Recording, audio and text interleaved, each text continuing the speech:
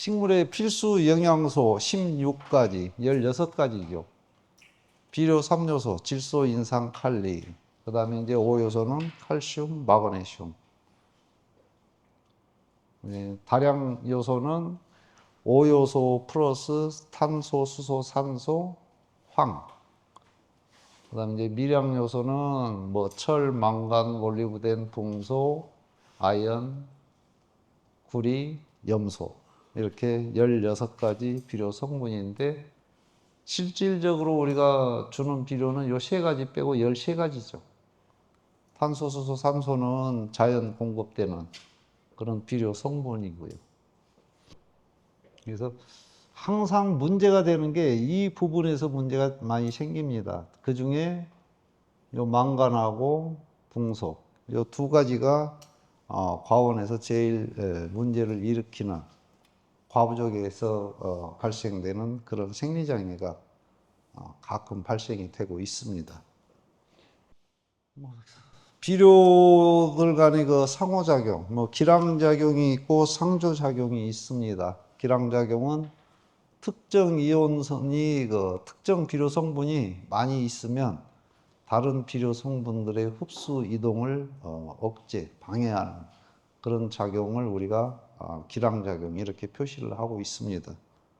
이제 양이온, 특히 이것들 칼슘, 마그네슘, 칼리 요 3개 비료가 이제 치환성 양이온이거든요. 요 3개가 가장 기량작용이 강하게 일어나는 그런 특성을 가지고 있습니다. 그리고 뭐 염소, 질산태, 질소, 그 다음에 인산 이런 것들은 이제 음이온. 음이온 비료는 상대적으로 기량작용이 양이온보다는 좀 적게 일어나는, 경미하게 일어나는 그런 특성을 가지고 있습니다. 그래서 뭐 지난번에도 말씀드렸지만 우리가 착색기 때 황산칼리를 주는 거는 많은 분들이 황산칼리를 주면은 질소 흡수가 억제가 된다 이렇게 생각하고 그렇게 주는 분들이 의외로 많습니다. 이렇게 대화를 해보면 황산칼리를 왜 주세요? 그러면 질소 흡수 못하게 준다고 하는 분들이 의외로 많아요. 근데 그거는 아닙니다.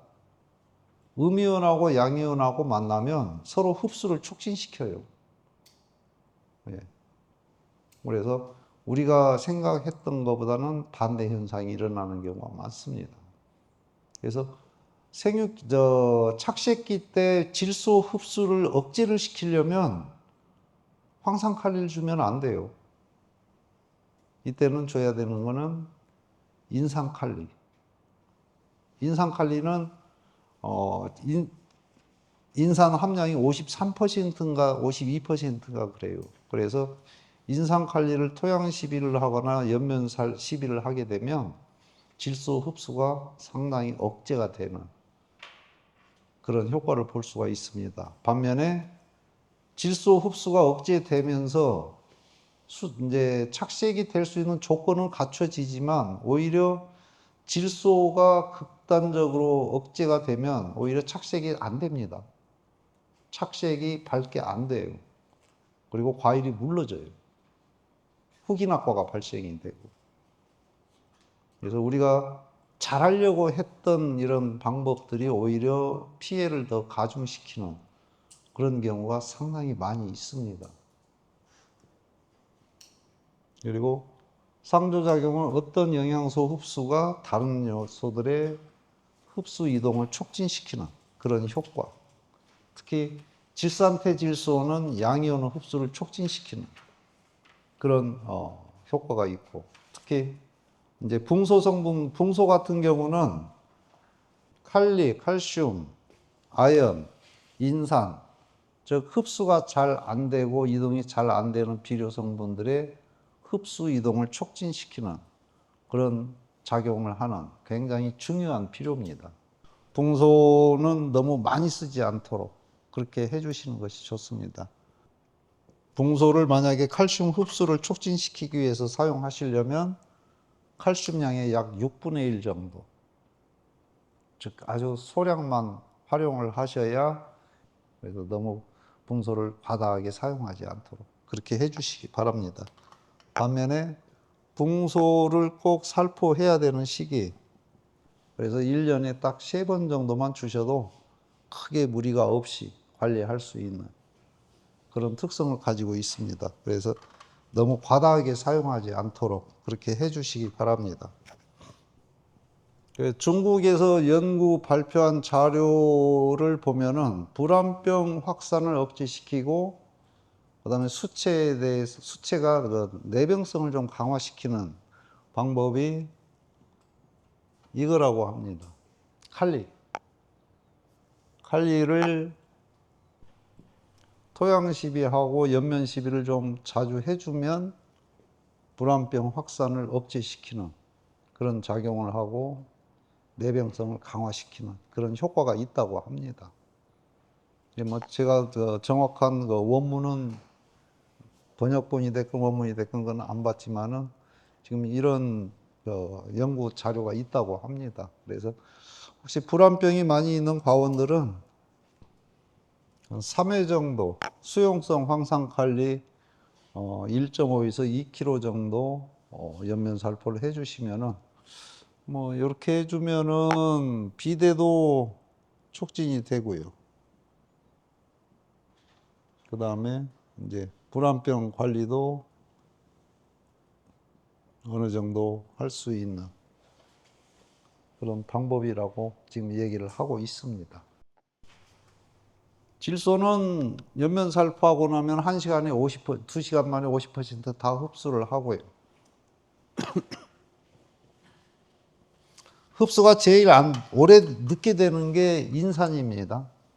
7일에서 11일 정도 걸리고 칼리는 4일에서 5일, 칼슘은 4일에서 7일, 마그네슘은 1시간에 20% 흡수를 합니다.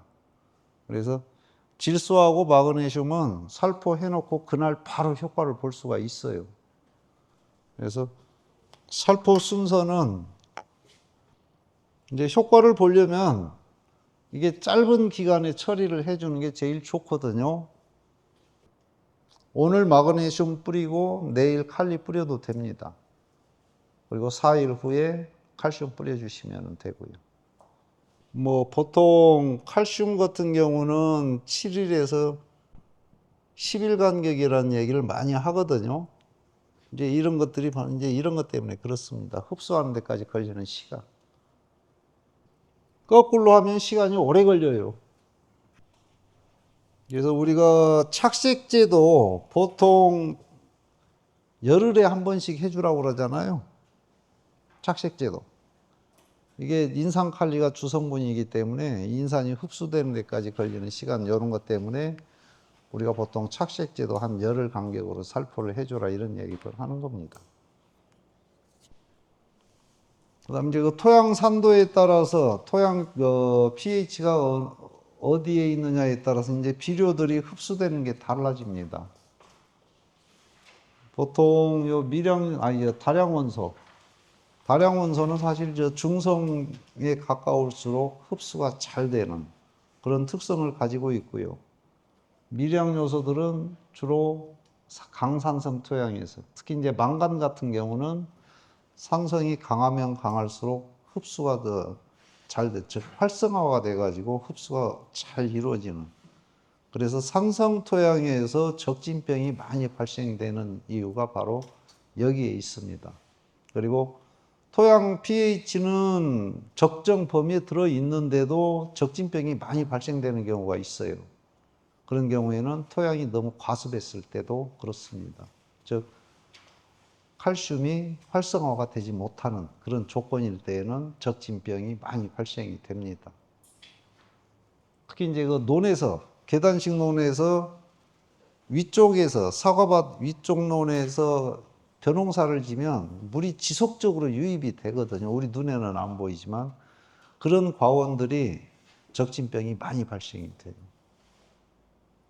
그래서 내 과원보다 높은 데서 벼농사 짓는 조건이 사실 제일 안 좋아요. 그런 경우에는 방법은 딱 2가지밖에 없어요.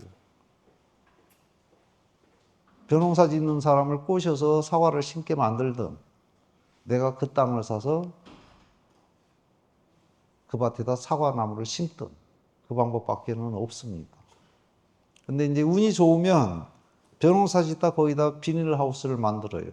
그러면 그거는 제일 좋아요. 그 원주가 비닐하우스에서 거기다 뭐 시설 재배를 하면 그보다 더 좋은 것이 없습니다. 그 대신 하우스가 늦게 설치되면 피해는 감수를 해야 됩니다. 비닐이 보통 지금 4, 5년 이상 쓰죠.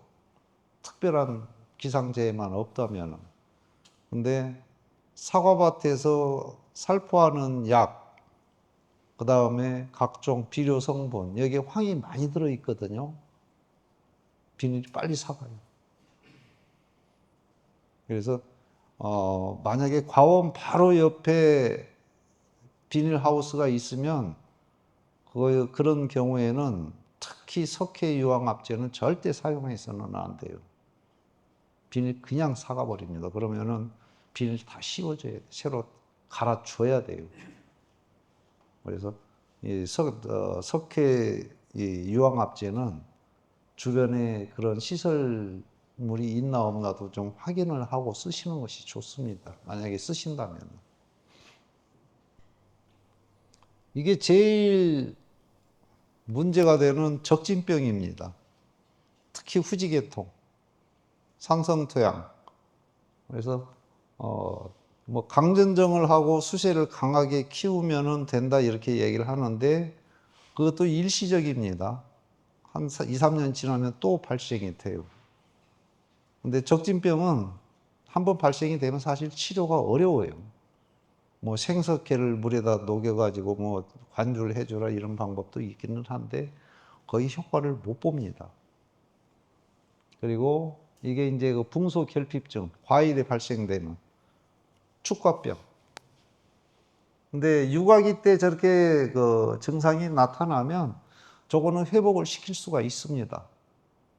만약에 육아기 때 저런 그 증상이 나타나면 바로 그냥 붕산 한 일주일 간격으로 2번 정도 연면 살포를 해주면 저건 증상이 상당히 그 완화가 되더라고요.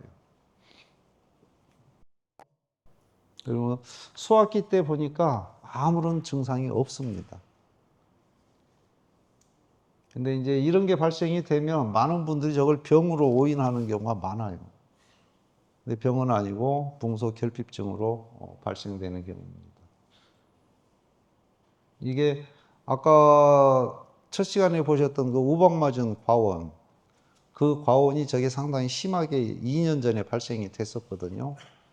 근데 일찍 발견을 해서 좀 빨리 처리를 했습니다. 그래서 수확기 때는 정상적으로 정상적인 품질로 판매를 했습니다. 이것도 붕소결핍증입니다. 이제 그 버들잎처럼 특히 상단부에서 저렇게 발생이 되는데 증상은 똑같습니다. 최상단부나 하단부에서 발생되는 조건 증상은 똑같은데 요거는 붕소결핍이고 요거는 제초제피예요. 그래서 발생 위치에 따라서 증상은 똑같지만 전혀 다른 원인 때문에 발생이 된다. 이렇게 보시면 되겠습니다. 그리고 잘못해서 제초제를 전면 살포를 하잖아요. 그러면 전체가 저런 증상이 발생이 됩니다. 근데 이게 저런 증상이 완전히 없어지는 데까지 3년 걸리더라고요. 그 전에 한 농가가 1000리터에다가 제초제를 타놓고 뿌리려다가 못 뿌리고요. 깜빡 잊고 이걸 그냥 밭 전체 나무에다 다 뿌려버린 거예요. 사과는 그의 수확을 못 했고. 근데 그 피해 증상이 3년이 돼야 제대로 잎이 발생이 되고 그렇더라고요. 그래서 제초제 관리는 좀 신경을 써서 하실 필요가 있습니다. 이거는 칼슘 결핍. 이게 아마 철 결핍인가 그럴 겁니다. 근데 철결핍이나 이런 증상은 현장에서 거의 보기 힘들어요. 문헌상에서나 볼 수 있는 그런 증상이지 현장에서는 거의 발생이 안 되고 있습니다. 그리고 또 최근에는 미량요소 비료들을 굉장히 많이 쓰고 있거든요. 그래서 이런 미량요소 비료를 상당히 많이 쓰고 있기 때문에 이런 미량요소 결핍에 의한 증상은 거의 발생이 안 되고 있습니다. 그 대신 이 붕소결핍증은 주로 석회암지대, 우리나라 석회암지대가 영월, 단양, 제천, 태백, 정선, 삼척 이런 지역이 우리나라 대표적인 석회암지대거든요. 이런 데에서는 가끔 붕소결핍 증상이 발생이 됩니다. 이제 너무 토양 pH가 높으면, 즉 중성 이상 돼버리면 이 붕소가 흡수를 못하는 그런 조건이 되거든요. 그래서 이런 석회암지대, 즉 토양 pH가 너무 높을 때 붕소결핍 증상이 가끔 발생이 되고 있습니다. 이것도 지금 칼슘 부족에 의한 그런 증상입니다.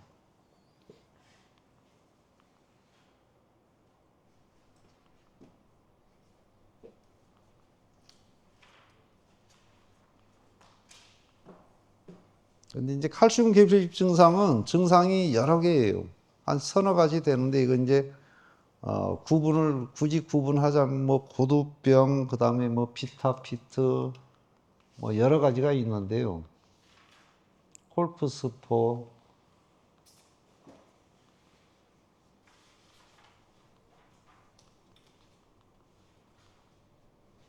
근데 이제 뭐 똑같은 칼슘 결핍 증상인데 약간 좀 다르게.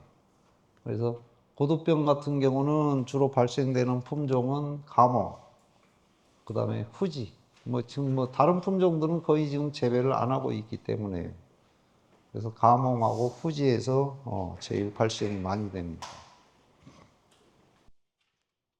이제 뭐 가몽이 워낙 시장 가격이 높게 형성이 되다 보니까 지금 가몽 재배 면적이 상당히 많이 지금 늘어나고 있는 추세입니다.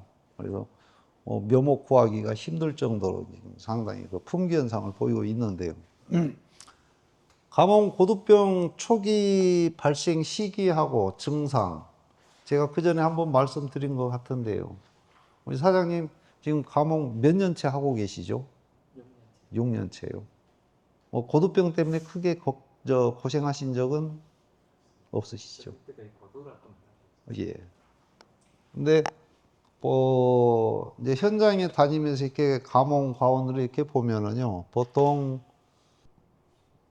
8월 하순경부터 고두 증상이 나타나기 시작을 합니다. 근데 이때는 자세히 살펴보지 않으면 인식을 하기 어려울 정도로 이 녹색 바탕에 약간 그 연 핑크색 증상이 보이거든요. 그게 고두병 시초더라고요. 그래서 만약에 이게 보이면은 바로 3회 정도 칼슘을 연면 살포를 해 주시면은 아마 그 고두병 크게 문제 없이. 보통 1년에 칼슘 몇 번 정도 주세요? 사과 농사 치시면서.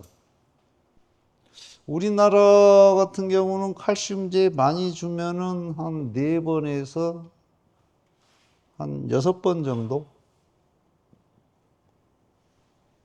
한 4번에서 6번. 요 정도 주실 겁니다. 이보다 더 주시나요?